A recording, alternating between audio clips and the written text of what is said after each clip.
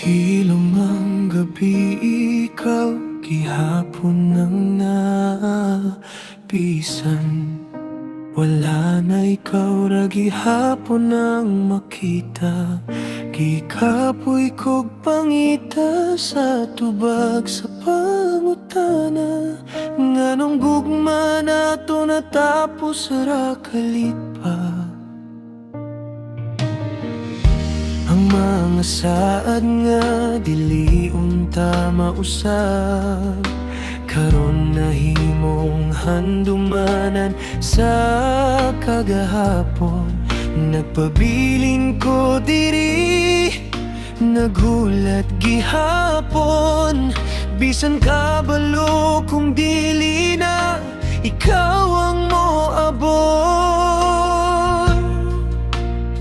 Kung sakit ang gipati, ayaw pugni ang luha.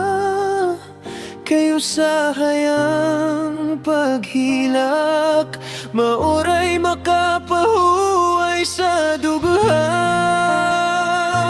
Gihilak lang, kung bugat na kaayo ang tanan. Ayaw kahadlok nga makita nga nasakita ng imong kasing ihilak lang, hangtod mahurot ang kasakit.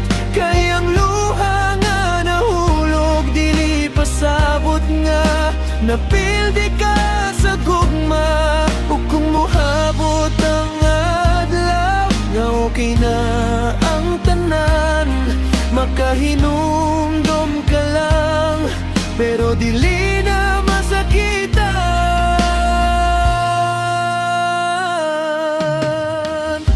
Itanaw na ko ang mga litrato na to, nanggutan ako sa akong kaugalingon. Asamanta na sayop, nganong kita nahimong kanihato. Bisan unsaon kog kalimot mo balik gihapon ang handumanan. Ang imong pahiyon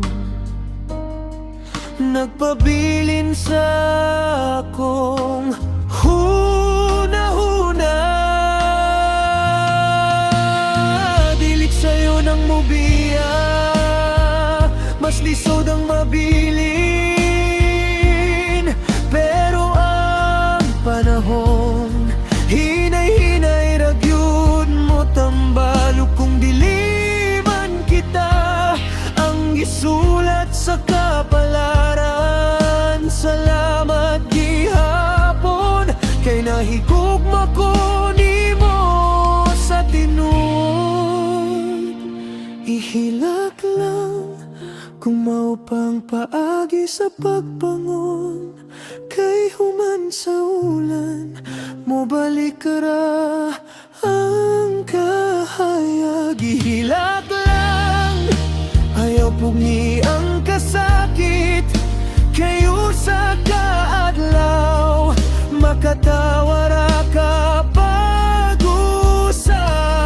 O kung magkita man ta sa laing panahon,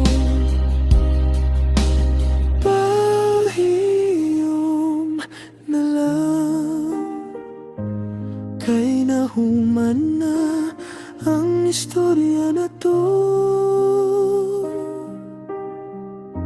Hanggang mausahay, dili para sa hangtod. Pero ang leksyon magpabilin hangtod sa